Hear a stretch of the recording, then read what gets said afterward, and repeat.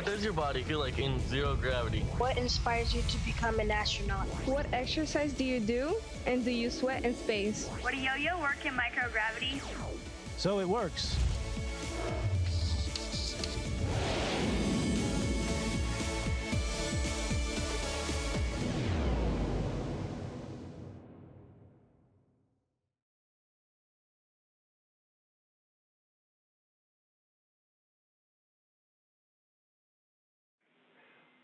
Station, this is Houston. Are you ready for the event?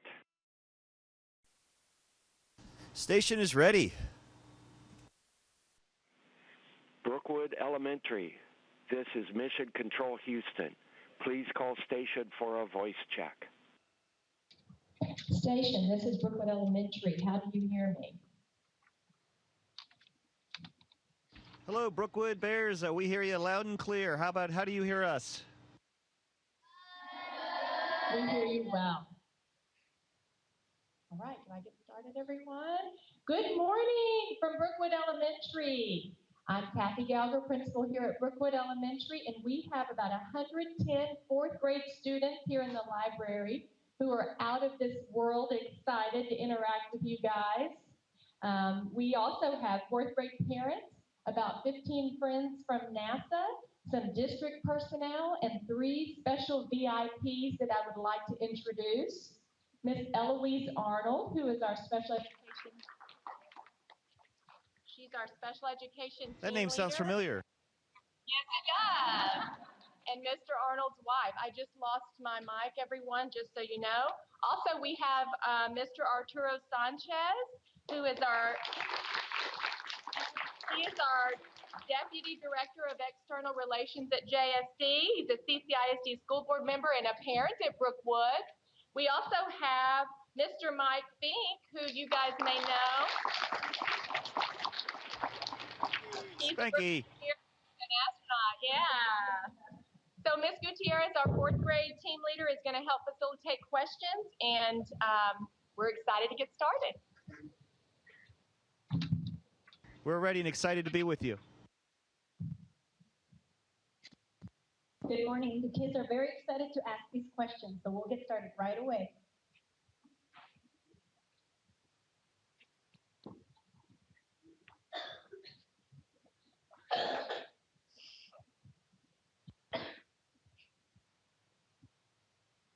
Hi, his name is Jacob and my name is Arturo. The last time you were in space, it was for a few weeks. This time you are staying a lot longer. What did you have to do differently to prepare for this trip? And how are you doing things differently now that you are there? Hi, the great question is Jace there with you too? He is. He will be asking a question in a little while. All right. Well, the last time I went to space was only for a couple weeks, so it was just like packing for a short trip. This time it'll be, when I left home in February, I knew I was going to be gone for about 8 months. So there's just a lot more preparation to do personally to get ready to go. The shorter mission, like going for a couple weeks, you can also run full steam ahead for the entire time. Up here for 6-7 months, you really kind of have to set a pace and kind of maintain that pace without trying to run too hard. Thank you.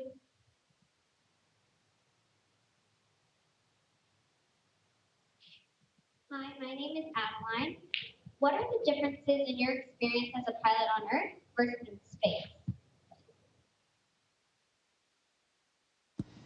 Well, Adeline, thank you. That's a great question. They're kind of different. You know, as a pilot, you work very hard and you're focused and you're concentrating on executing a mission. And we do the same here, except the mission's a little bit broader. We're doing science. We're learning how to operate robotic arms. We're learning how to do spacewalks. And we're working with literally thousands of people on the ground every day. And so it's just a little bit broader and a little bit more complex up here on ISS. Thank you. Hi, my name is Grant. Out of all your professions, marine scientist, teacher, astronaut, which would you say has been the most challenging? Hi, Grant. They've all been challenging in their own ways, but I would have to say being a teacher was the most challenging job that I've had, and I think it's the most important job that someone can do.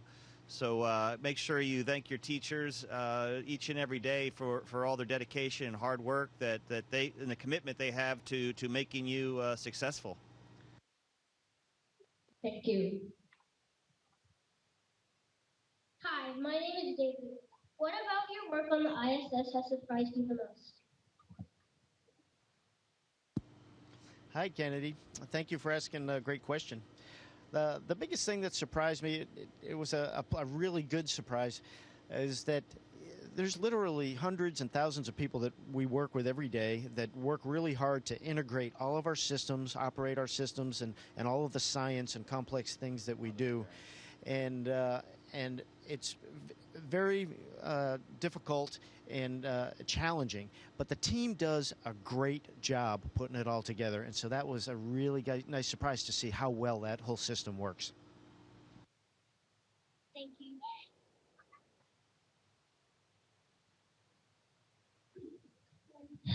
Hi, my name is Kayla, and this is Jace.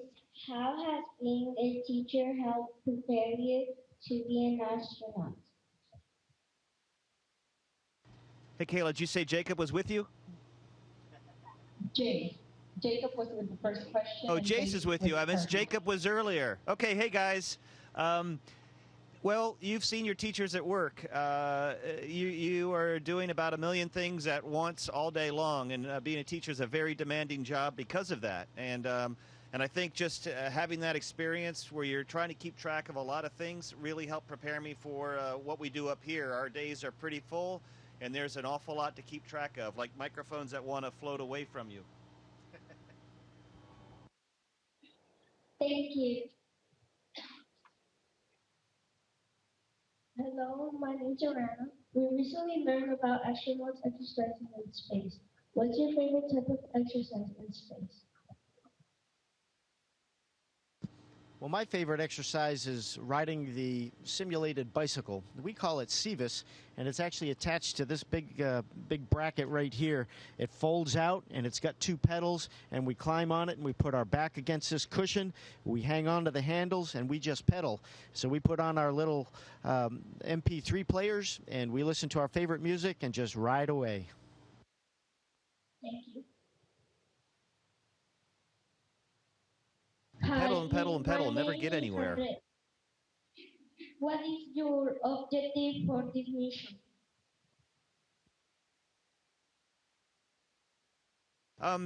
Yeah, that's a great question. The mission, my objective is to do the best I can every day. It's a long time up here, and if at the end of this mission, if I've done my best every day and I get home safely, I'm going to feel really good about what we've accomplished. Kind of how your objective should be for school. Thank you. Hi, my name is Emily. We have a lot of kids at our school who don't speak the same language. I know that not everyone aboard the ISS speaks the same language either. What advice do you have about working with people who don't speak the same language or are from different cultures? Well, Emily, you're right. The language barrier can be a big barrier to get through, and you really have to be able to communicate, especially in big, dangerous jobs like this one, to be able to be safe and to be effective. But the best things that you can do is try to learn as much of their language as you can, or at least some key words. If maybe they want to ask for help or ask for food, and knowing those words will make them feel a little bit more at home, and then being tolerant of maybe some different cultural items that they grew up a little bit differently than you did, and before you know it, you're going to have a great appreciation for each other's cultures, and you'll be lifelong friends. Thank you. Hi, my name is Chloe. When you return to Earth, do astronauts from different countries work together and share the information learned while in space? That's really good point. Just like Scott said, we spend a lot of time up here and really get to know each other. And when we leave here, many of us are lifelong friends. And we do get to work together. Many of them, many astronauts from around the world will come and work at Johnson Space Center. We get the opportunity to travel to other countries and visit other space organizations from other countries. And, you know, hopefully we'll be able to fly with some of these guys again, guys and gals again sometime. So, yeah, we make lifelong friends with people from all around the world. It's been a real joy. I'm up here with a Japanese doctor who's over doing some work right now, and it's just been such a pleasure to get to know him, and I look forward to working with him again in the future. Thank you. Hello, my name is Reed. When you are in space for a long time, do you feel differently or unusual when you come back on land? Yes, and everybody's a little bit different. You get used to being in space and zero gravity and floating and not having to walk and just floating everywhere. And when we get back on Earth, the gravity weighs us down a little bit, and our coordination is a little bit off, and it takes a few days to adjust and to get back to normal. So we have a little program and an exercise program to make ourselves, give ourselves that time to readjust to Earth. It's a little bit of a process, but it's not that bad. Thank you. Hi, my name is Annie.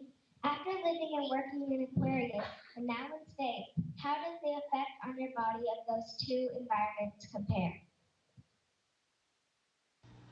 I think there are a lot of similarities, but psychologically, you're isolated from the things you've become used to, and one of those is weather. And just the smell of the earth. I lived underground last year as well, or the year before, and coming out of the cave for the first time, I know Scott did it too, just to smell the earth and feel the breeze. I think those are one of the ways that those environments are similar. Also on Aquarius, they're kind of different. We spend a lot of time in both places looking out the window, but at Aquarius, instead of looking down at the earth, you're looking out the window, that the fish were looking back at you.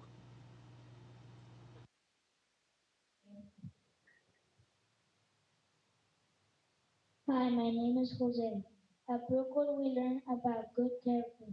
How is having good character important as an astronaut? Well, when we do work as an astronaut, a lot of it is very dangerous, and our crewmates are relying on us, and we have to perform well. And when we don't perform well, we have to be honest with ourselves and each other so that we can eventually learn to trust each other and eventually know that each other has each other's back. Having a good character and being considered to have good character is critical to that process. And so the same thing applies to you and your friends back at home. Thank you. Hi, my name is Rebecca. Do you get to take any personal items into space? Hi there. We do get to take a few personal items. I have family pictures, but one item I brought along with me was a Houston Strong patch, which you can see right here, and that is to remind me of the people down in our hometown that not only suffered from Hurricane Harvey, but are continuing to. There's a lot of people who are displaced from their homes, and just to kind of keep them at the forefront of my mind as I go to represent the city of Houston, just like Scott does.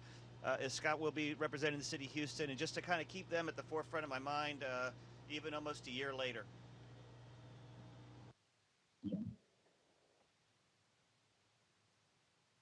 Hello, my name is Jackson, and does it take a lot of energy to move in space? It does not. It kind of depends how much you want to accelerate. Remember, force equals mass times acceleration. So if you want to accelerate a lot, then it takes a lot of force. But if you don't, it doesn't take any. See, I'm just moving slow, and I'm just using one finger, and I'm getting to move. Oh, Ricky's moving me. Thank you. Hello, my name is Surya. What experiences have you had that makes it worth being away from your family? Yeah, being away from your family for this amount of time, this period of time is difficult. Mr. Fink would tell you that. Scott would tell you that. But getting to look down on the beautiful planet we call home, I think makes it worthwhile, to make it worthwhile. And the other thing is to feel like you're a part of something that's really bigger than yourself. We're all up here as an international team working together peacefully for the common good of all the people on our planet. And I think that makes the sacrifice, the very real sacrifice of being away from home so long, worthwhile. Thank you. Hi, my name is Eddie. What advice do you have for young people who would like to become an astronaut someday? My advice is at first, you have to have a really good education. So figure out what you like to do and work really hard at it. And remember, getting smart and getting good at academics takes a lot of practice. Your teachers give you practice every day in the form of homework. So do your homework. Thank you. Hi, my name is Albert. What is your hope for the future of space exploration? I think the future of space exploration is a bright one. I think it'll be like it'll unfold like it does here on the International Space Station. It will be not American astronauts, not Russian cosmonauts, not Japanese astronauts or German astronauts. We will be human astronauts going out into the solar system as human beings together. And I think we are going to go out and colonize the solar system eventually. And it'd be exciting to see the first steps. We're making the first steps here, but the first steps that will come about when you guys are young adults. Thank you. Hello, my name is Karen. Do you feel traveling to Mars is something that is near your lifetime? I absolutely do. And you know what else I think? I think that somebody just like you is going to be on that first mission. Thank you. Hi, my name is Chris. Are your spacewalk? What is it like to be in space if there is no sound and no gravity? Yeah, spacewalks are very exciting and very challenging. And we get used to moving around in microgravity here, and we're used to floating around. Of course, outside the space station, if you happen to come separated from the space station, it's not a good outcome. But one of the really cool things, you hear your spacesuit operating as a little spaceship, and when you're doing things on the outside, the sound actually comes through the suit, and you can hear it like something like taking a picture, even though it's outside your suit. The vibration from the shutter and the camera clicking when you push the button actually travels through your suit and you can hear it. Or when you're using our electric drill, it's the same thing. You can kind of hear the sound because it's being carried by your spacesuit to your ear. Thank you. Hi, my name is Colin. Is it difficult to build the amount of trust needed to work with people you don't know well in such extreme conditions? Well, you know, we all have very intense training programs, and we do intense training with each other. And by the time we get to this point, we have an inherent trust built up already. So no, it's not hard to trust everybody. They're all great people. But it's very important that we keep each other's trust by having good character, like we talked about before. Thank you. Hi, my name is Wyatt. You have been through several takeoffs into space. Is the feeling still the same each time you're about to launch? Hey, Wyatt, you ought to ask Mrs. Arnold that question. As Mr. Fink or Mr. Tingle and myself would tell you, for us, it's exciting, and it's kind of the culmination of a lot of training and hard work and a lifelong dream. So you're kind of focused on all that. But I think for the spouses of people launching into space, and for the children of people launching into space, and the parents, that is probably way more challenging than what we're doing. We're focused. We're ready to go. It's exciting. But for the folks watching at home that care about you, I think that I can't imagine anything more difficult. Thank you. Hi, my name is Shada. Your job in space must be very stressful. What do you do for fun while in space? Well, there's lots of things that we do. You know, we have email with home. Sometimes we can get a quick phone call. We have movies on board that we watch. And sometimes we do this. ready? Yeah. Okay, 1, 2, 3, 4.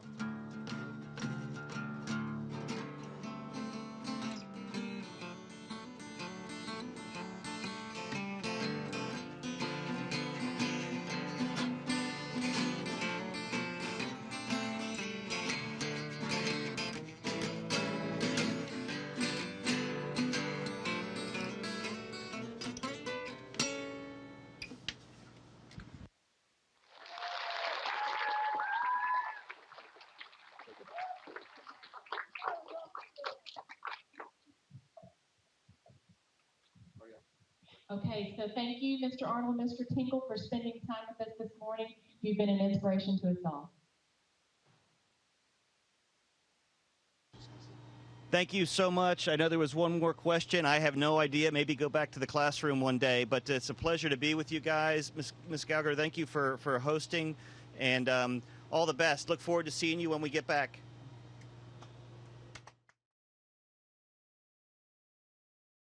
Station, this is Houston ACR. That concludes the event.